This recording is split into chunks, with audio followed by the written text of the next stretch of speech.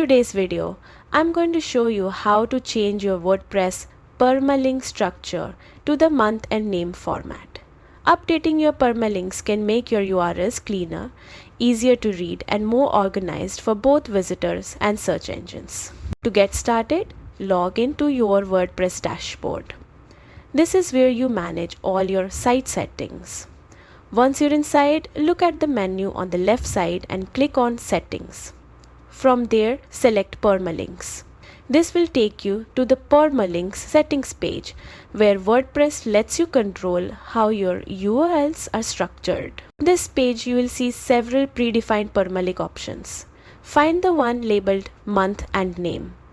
This format displays the year and month followed by the post title, helping keep your content organized in a clear chronological way. Click the radio button next to month and name to select it. You will immediately see a preview showing how your URLs will look with this structure.